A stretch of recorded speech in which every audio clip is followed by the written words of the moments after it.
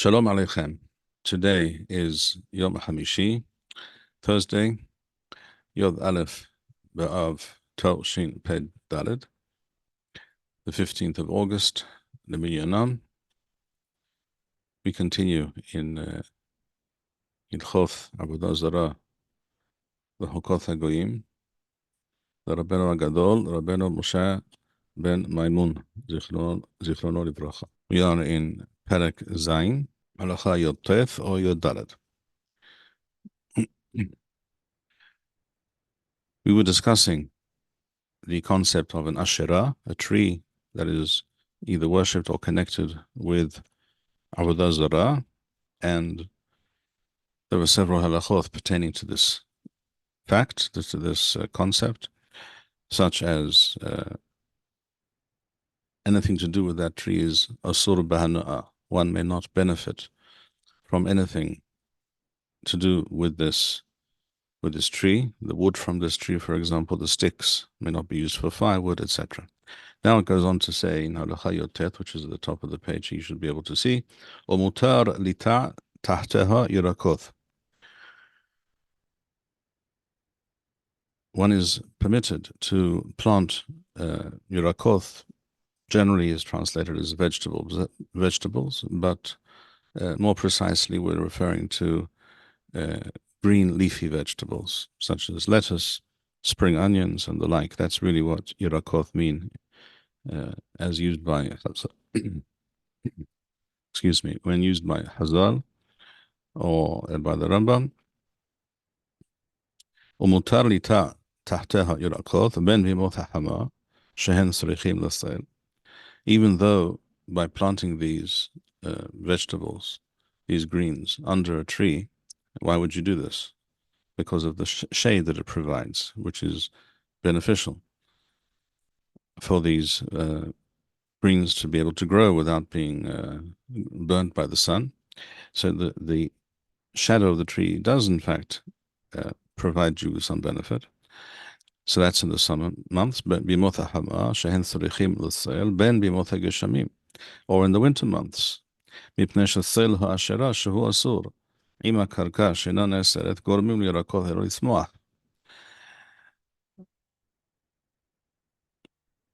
in this case, there are two things that assist the greens in question to grow more successfully. One is the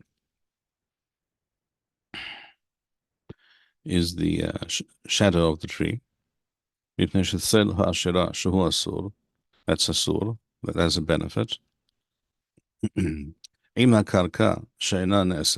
But it is only together with the earth itself, beneath that tree, in which you have planted these greens.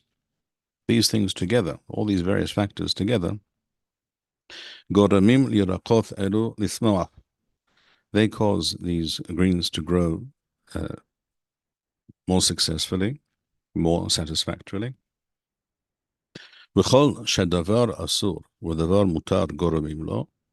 seeing that there are two things that are mutar here. There are two things that play a role in the successful growth of these greens. That is to say, the shadow of the tree, of the Asherah, and the earth itself, which is a separate item. As we're about to see, it's also mutar for another reason that we're about to mention.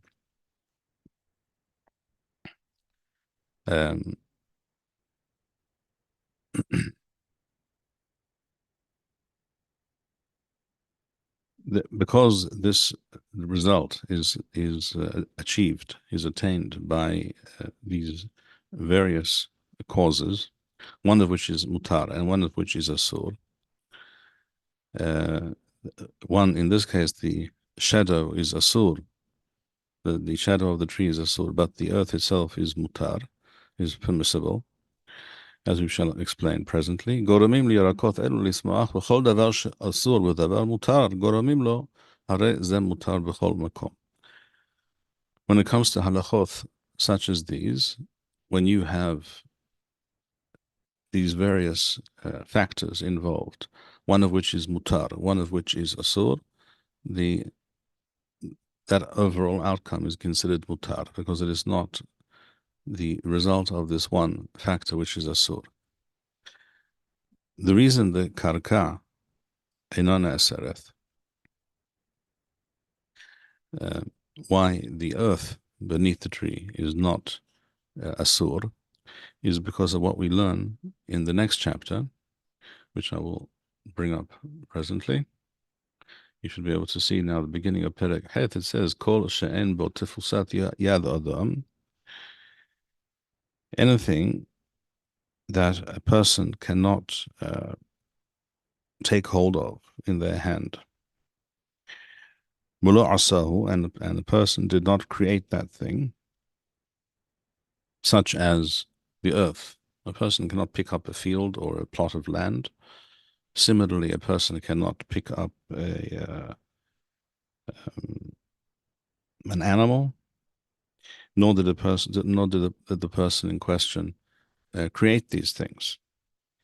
As opposed to what? As opposed to a house, a building, which was created and can be picked up. That is to say, one can pick up the various pieces thereof and put them together or assemble or disassemble them. That is something sheyesh bo tefusat yad adam. But in the case of natural objects such as the earth itself, a field, a hill, and the like, such things do not become asur, even though they are connected in some way to Avodah Zarah. So we return to Perek Zayin. And Rambam says over in the next halacha Chaf, or in other editions, the continuation of halacha Yod Daled. לפיכך, שדה שזיבלה בזבל עבודה זרה, if a person had fertilizer, which is the result of something to do with Avodah Zarah, for example, animals that produce this dung, their droppings, if these animals are associated, shall we say, they were set aside for the purpose of Avodah Zarah, they were mukdash, they were sanctified, they were set aside and dedicated to Avodah Zarah, the droppings thereof, it is mutar. Rambam says mutar lizra'uta. Ufara shepitama b'charshine Avodah Zarah te'achel. Why is it mutar in these cases? A, we have the case of the droppings. So the droppings themselves of these animals assist in the growing of these vegetables or any other crop that you may choose to grow there. The droppings have a role. Yes, they play a role, but so does the earth. And as we said, the earth itself, en ba tefusat yad adam, it is not something that a person can take hold of or claim in some way, in that sense, and therefore there is more than one factor involved. So even though the droppings from Avodah Zarah, the zevel from Avodah Zarah is involved, it's mutar lizra'uta. It is mutar to grow in that spot. Ufara shepitama b'chad shene Avodah Zarah. A person who took karshine Avodah Zarah, that is to say, a certain vegetable, which this was used to fatten an animal for Avodah Zarah purposes. Apparently, karshinim were known to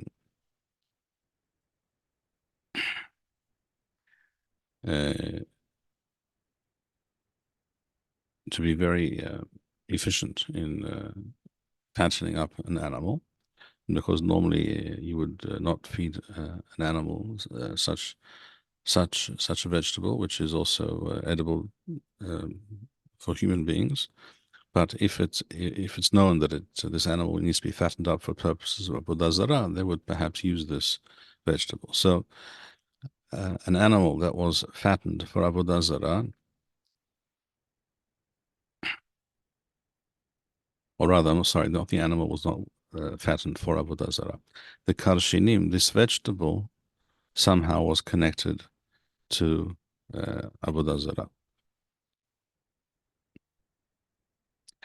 There are also those who explain that these karshinim are a type of karshina. It's a kind of kitnit, a kind of legume which is not normally eaten by human beings. So this animal was fattened using this vegetable, this kitnit, this legume, which is connected to Avodah Zarah. But it's not the only thing. It's not the only thing that resulted in this animal now being ready for slaughter and for consumption by human beings. It ate other things as well, and there's the the earth and the sun and the water, and there are other things that make this the reality the reality of this animal possible, and therefore there is more than one factor involved, and therefore te'achel, and this animal therefore may be eaten. V'chen kol kayothe baza, and therefore, and anything similar to these instances is likewise mutar.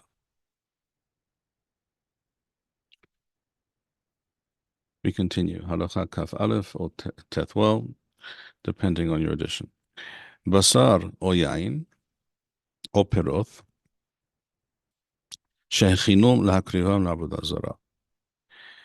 Anything that was intended for, prepared for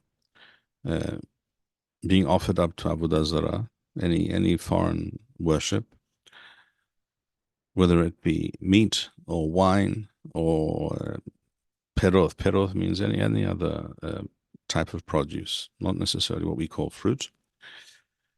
And any such thing, lo ne'esru b'hana'ah, אף על פי שהכניסו אותם לבית עבודה זרה, עד שיקריבום לפניה. Anything that is taken to the place of worship, to the Beit Avodah Zarah, to the temple involved.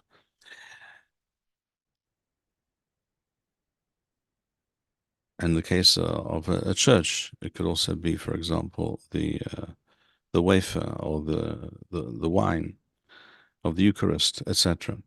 Until it is actually used for that purpose, it does not become asur. We're talking here about the foodstuffs themselves, not the items, the vessels involved. Any such thing does not become asur until it is actually offered. But if they were offered before this Avodah Zarah, then they become what is known as tikrovet Avodah Zarah. In which case it is all asur. It may not be benefited from.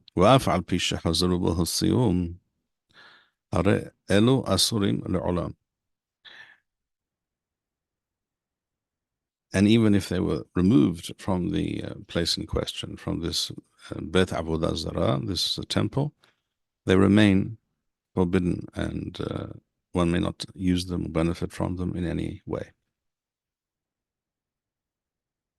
וכל הנמצא בבית עבודה זרה, אפילו מים ומלח, and anything at all that is found in such a place, even if it is only water or salt, asur בהנאה מן התורה. It is asur, and this is an isur min haTorah. והאוכל ממנו כלשהו לוקה. It is forbidden, and he who eats even a small amount, כלשהו לוקה, has therefore transgressed an isur, lo ta'aseh min haTorah, which we discussed earlier at the beginning of this perek.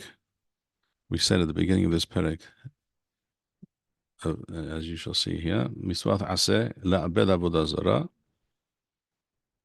v'chol ha'na'aseh bishvila, anything connected to avodah zarah, it is we're required to destroy it. And then Rambam said further in Halacha Gimel, Avodah Zarah Asma, the Avodah Zarah itself, shall we say, the idol, the image, ותקרובת שלה ומשמשיה וכל הנעשה בשבילה אסור בהנאה. Anything at all connected to Avodah Zarah may not be benefited from. And if a person did so, he's transgressing any Isur min Torah, and he's therefore Hayat Malkuyath.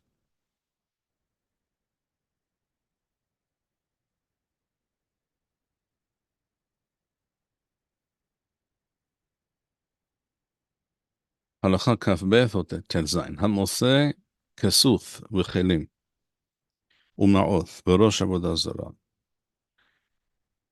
אם נשאן דרך ביזיון, הרי אלו מותרים. If a person found any kind of garment, kesuf, v'chelim, any kind of vessel or item, uma'oth, or coins, money, v'rosh avodah zarah, that was placed on top of such an image. Im mitha'an derech bizayon, if it was found in such a manner that indicates that it was done in order to disparage and disrespect this Avodah Zarah, that's called derech bizayon, hare elu mutarim. So these items in question are mutar. For example, let's say there was such an image, some kind of an idol in a human form, and a person tossed a towel on top of the head of this idol. Now that's not something that one who believes in such things would do. Clearly, a person did that in order to disparage it, to use it, as it were, as a towel rack or a clothes, some kind of way of hanging something up or something like that. So this is clearly done derech bizayon, not with the intention of honoring or adding in any way to the respect shown to this item, but quite the opposite. Then it is mutar. And if it was found in a manner which indicates the opposite, that it was done in order to show respect or to add something to this Avodah Zarah, hare edu asurin, and then it is asur. Kesat, masa kis ma'oth talui b'sawaro. If a person found a wallet, that is to say a money bag, kis ma'oth talui b'sawaro, hanging from the neck of this image, of this idol, or kesut mekupelet umunachat al rosho, or an item that was not tossed onto the head or the top of this idol, but rather it was carefully folded and placed neatly on top, or keli kafui al rosho, or some kind of vessel, shall we say, a bowl of some kind that was placed upside down on the head of this item, hareze mutar. Then all of these things are mutar mipnei shehu derech bizayon, because a person who believes in these things and wishes to worship or show respect to such items, and to such avodah zarah, to such a religious item, would do quite the opposite. They would not use it as a convenient item for their use. So any such thing is considered derech bizayon, and is therefore mutar.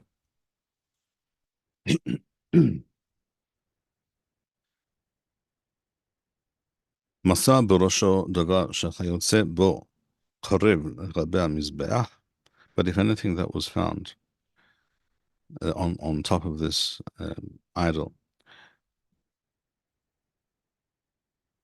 something that could be used as a kind of tikroveth, in other words, any kind of item that might be offered before such avodah zarah, if that was found placed on top, excuse me, any such item found on top of this avodah zarah that might be something that was offered to the avodah zarah itself, then it is asur, because that is something that a person might do. They may not have an altar, they may not have the wherewithal to place something in front of the idol, so they place it on top of the idol, as opposed to hanging a money bag, a wallet, from the neck or the arm of this image, that is obviously not an act of worship. Rambam continues in Halakha Kaf Gimel. Bama devarim amurim. When is this the case? Bizman shenatha'an hus lemekom avodato. All this is true only if we're discussing things that were, if one found this image with these things hanging on from it or being placed on it outside its normal place of worship. In other words, not in the temple, for example. But if it was found inside this precinct, ben derech kavod, ben derech bizayon, in any fashion at all, ben bedavar haroi lamizbeach, ben davar sheino raoi lamizbeach, kol hanimtha bifnim asur, afilo maim wamelah. In that case, if it is inside the temple precinct, the place where this Avodah Zarah is normally worshipped, anything placed on it in any way may be a form of worship or a form of adoration. In other words, even hanging a sum of money from the idol may be some kind of offering to the idol. So if it was in the street outside, if it was in the marketplace, then we imagine, when we assume that it is not, this was not done as an act of worship. But if it is in the normal place of worship, then we assume that it is connected and therefore is asur. As Rambam says, Kol hanimtha bifnim asur, afilu mayim u'melach. Anything at all found inside is asur, even if it is just water or salt. Rambam continues, Ufe'or u'merkulis. These are two well-known types of Avodah Zarah. Merkulis, of course, is mercury. Kol hanimtha imahem ben bifnim ben bahos asur bahana.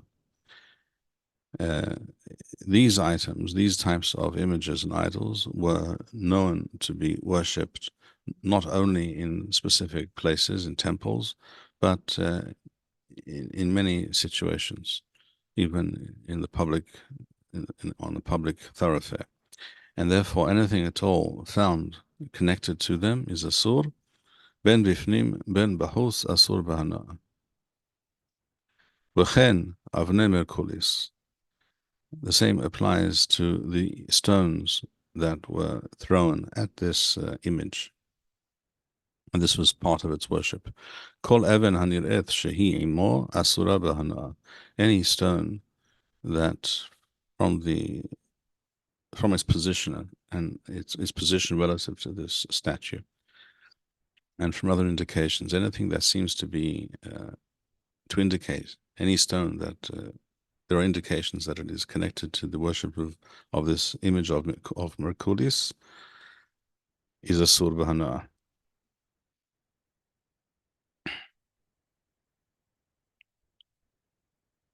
Halakha Kaf Daled or Yud Zayin, Rambam continues. Avodah Zarah Shahyala Merfas or Gina.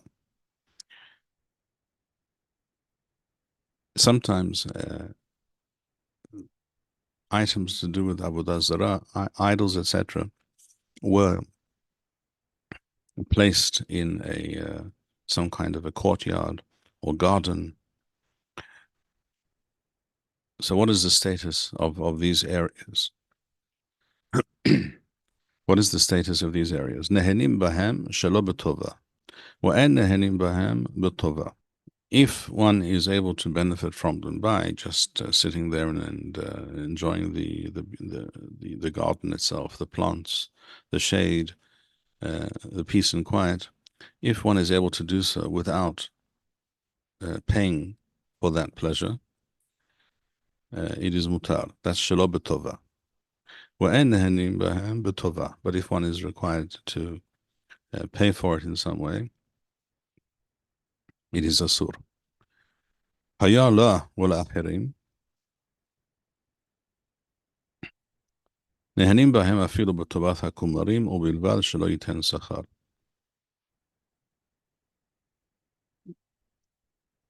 If this item was in such a garden, shall we say. But there were other items there as well. There were other, not all of the garden was clearly dedicated to this Avodah Zarah. It was there for other purposes as well. Then, nehenim bahen afilu b'tovat hakumarim, then it is mutar to do so.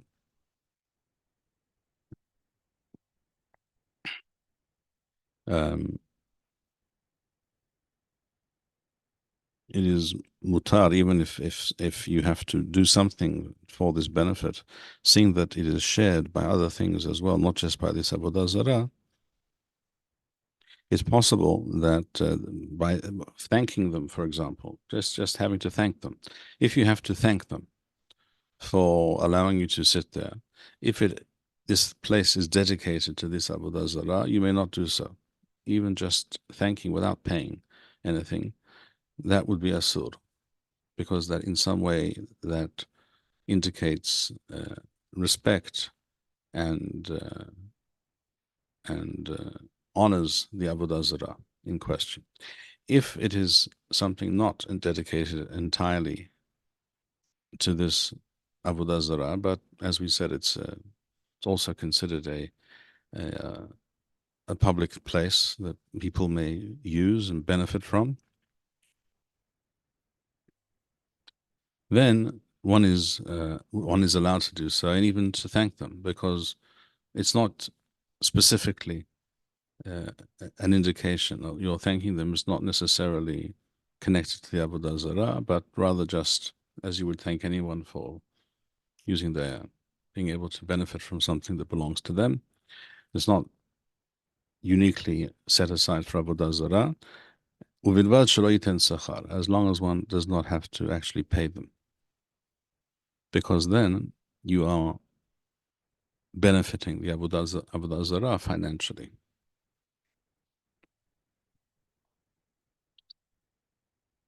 From here, we see that any type of commerce with a business or any economic interest where the profits accrue to Avodah Zarah, one may not be involved in such a thing. One may not purchase items from something which is clearly serving Avodah Zarah.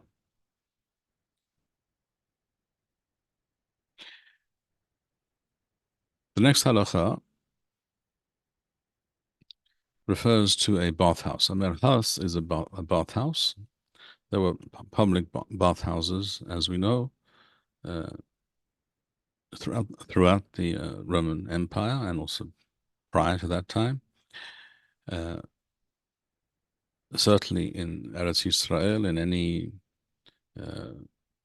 any town that respected itself had a bathhouse, and the bathhouse was not built for the purpose of Avodah Zarah. It was not created in order to honor Avodah Zarah, but they would frequently place some idol or image of Avodah Zarah in it. In this, at some point within the bathhouse itself, in the courtyard, or inside it, in the bathhouse itself. Is one allowed to bathe in such a place? Yes or no? So Rambam says, this is halakha kaf he or yod het. Merhas sheyesh ba avodah zarah. Mutar lirchos ba. One is permitted to bathe in such a place. Mipnei shehi na'aset sham lenoi velo la'avodah. The reason that such an item is there in the first place is not for a religious purpose, but for decoration, to beautify the area. This was just a style. They would place various statues of various images. Sometimes there were images of human form, statues of human form, which were not necessarily connected to to Avodah Zarah in any way. In other words, the image was not recognizable as a specific type of Avodah Zarah. In other situations, it was such an image on the one hand. On the other hand, it was placed there with without any great forethought or intention, and we understand that it was placed there for noi, for decoration, for beauty, not for avodah zarah. Is mutar in that case to bathe in such a place. Shneimar Elohehem. In other words, the pasuk which speaks about not respecting or benefiting from such things speaks about Elohehem, their gods. Bazman shenoharim ba minhar Elohuth, when they themselves behave towards this item and treat it as something divine. V'lo bazman shemevazim otha, not when they themselves treat it with disdain. כגון זו שהיא עומדת על אביו או אביו והכל משתינים בפניה. Not such a place as this. In such a bathhouse, you would have various channels where waste would be flowing through it, and people would be relieving themselves. All this in plain sight of this image. So clearly, this was not intended to honor or show respect to this avodah zarah. But if as difficult as it might be to believe, if the accepted manner of worshipping this avodah zarah was such an activity, such as urinating in front of it, then it is asur to go to this place. Because by entering and using this facility, you will be seen, at least, even if it's not your intention, to be acting as others who worship it act.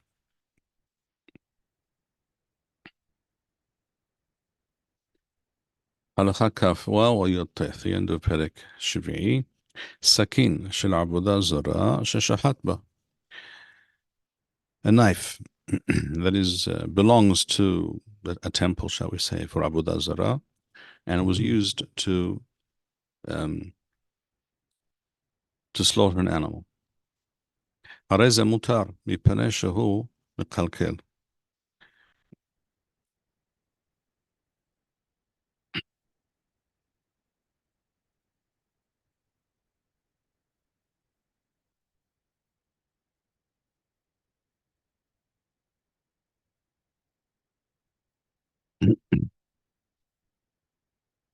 In other words,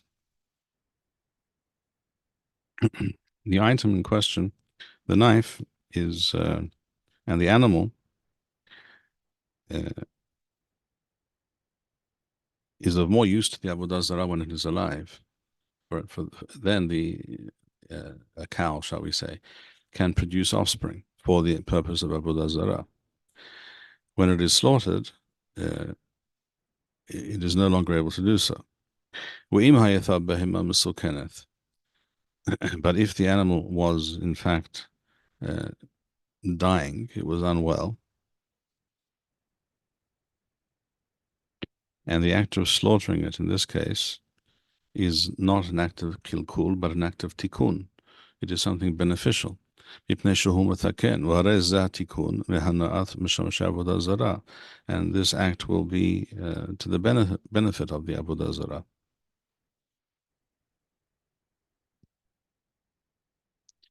And thus the same applies to carving up the meat thereof. If it is done derech hashchata, derech hefsed v'hashchata, is just as done in order to cut it into smaller pieces in order to be rid of it, then let's say the animal was considered was unwell, and then its meat is considered unhealthy. So now it's being cut up simply to throw it away. In that case, it is mutar. But if the the knife is being used for a purpose which is just hashkata, is just destruction. But if it is used for a purpose which is tikkun, which is to, shall we say, cut up the meat of this animal for the purpose of placing it on the altar of the Avodah Zarah, then it is considered a tikkun, and it is asur.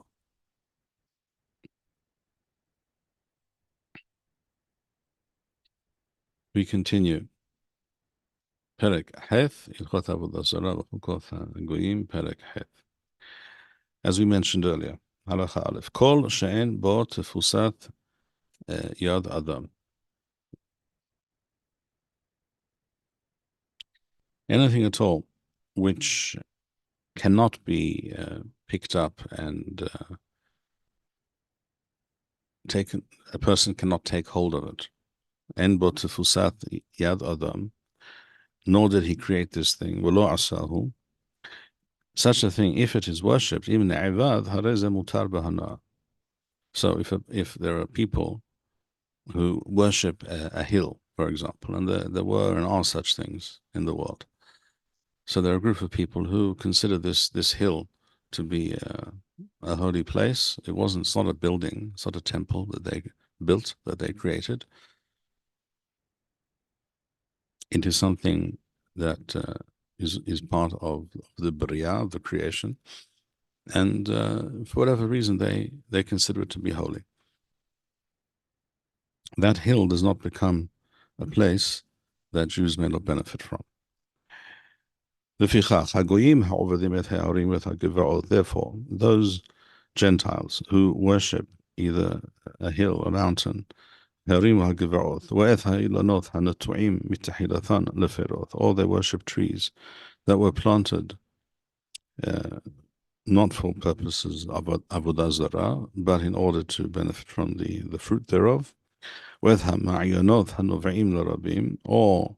there's a spring of water, a natural spring, or a behema with a behema, or animals that are just facts of nature. Such, all these items are mutar b'hana'ah mipnei, umutar le'echol othan ha'perot shene'evdu b'makom gedilatham v'otha behema. All these items may be benefited from when one may eat the fruit of such trees, and one may benefit from such an animal. If the animal was not ne'evad, in other words, it was not worshipped, it was not bowed down to, it was not sacrificed to, or it was not treated as an object of worship. It's just an animal, it's just a cow. An example of this would be the cow that is considered sacred and untouchable in India, for example. Even though it is not ne'evad, it is not worshipped as such, because it's not worshipped as something divine, even though it's shown a particular respect and regard, it is mutar to benefit from such a thing, from such an animal.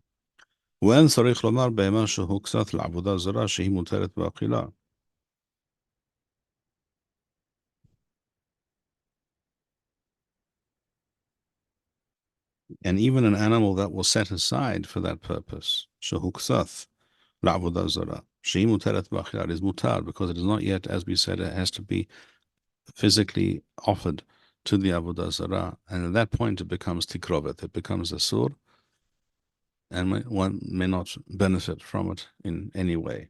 But if it was simply set aside for that purpose, it is still mutar. Ben shehiksu'a le'ovdah, ben shehiksu'a la'akriva, whether it was set aside to be worshipped itself and as an object of worship, ben shehiksu'a la'akriva, whether it was set aside to be offered to Avodah Zarah, as long as these things have not yet taken place, it is mutar, one may benefit from it. And when is this the case? Rambam says in Halacha Beth, still Halacha Aleph in other editions, Bamed Devarim Amurim, When is this the case that it does not become forbidden?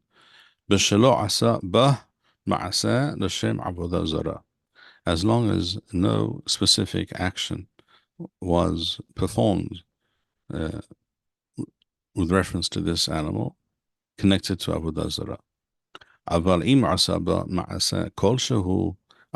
But any act at all that is done with the aim of Avodah Zarah or preparing it for Avodah Zarah in mind, any such act makes it asur. For example, kesad, keron sheshahad ba siman la'avodah zarah.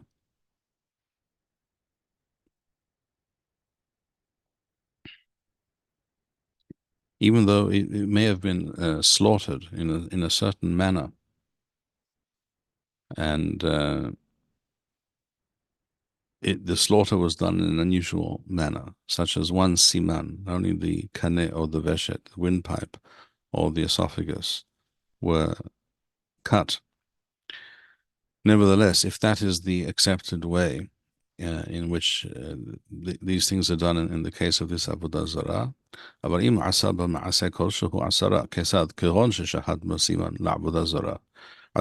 then it becomes a sword. That act is considered an act of worship.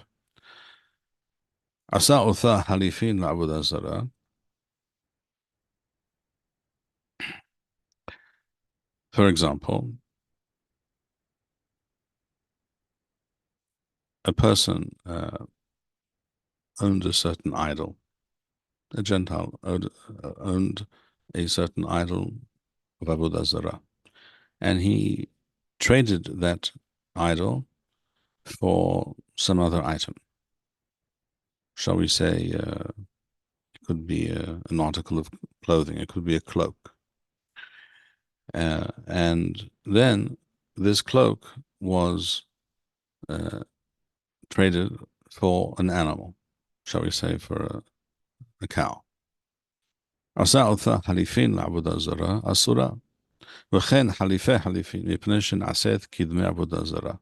In that case, it is asur, because the animal is considered to be money that belongs to and pertains to Avodah Zarah, and it is that makes it asur. And all of this is true, Rambam says,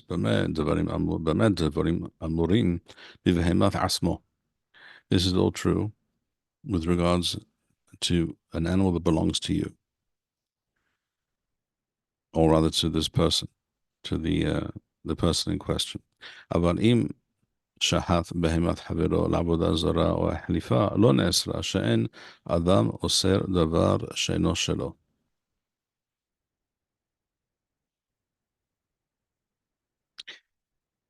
All these halachot have to do with intention.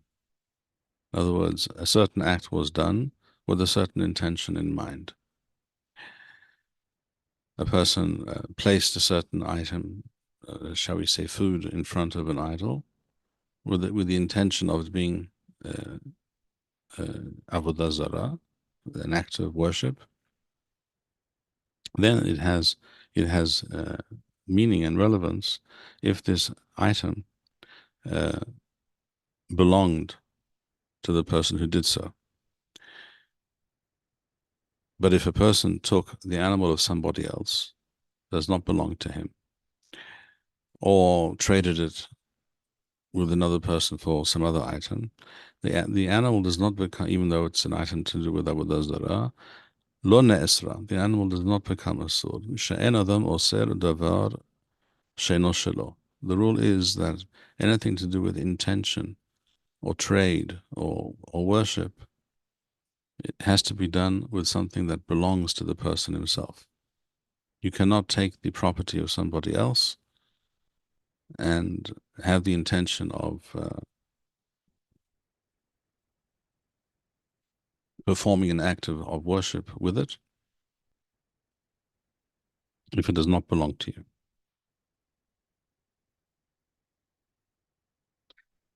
Why is this? Because a person does not take somebody else's animal in order to and offer it or trade it or what have you in order to in fact worship Avodah Zarah. If a person takes somebody else's property, that is an act of theft, and it is being done with the intention of harming or causing anguish to that other person.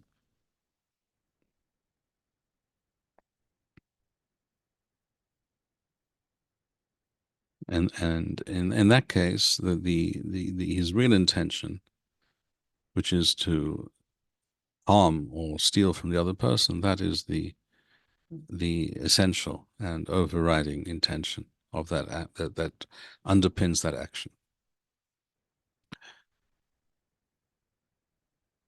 We shall stop here for today. Heyu beruchim, yizku v'yames levavchem kol hameyahalim l'Adonai. Shalom u'nisahon. Thank you, Rabbi Bar-Hayim. We would like to encourage our viewers to share these videos with friends and send in your responses. We would also like to suggest the following opportunity to our viewers. If you identify with Rabbi Bar-Hayim's message and would like to sponsor or dedicate a video interview with the rabbi in honor or memory of a loved one, if you would like to obtain Birkon Nusach Eretz Yisrael or invite the rabbi for a speaking engagement, please email us at office@machonshilo.org.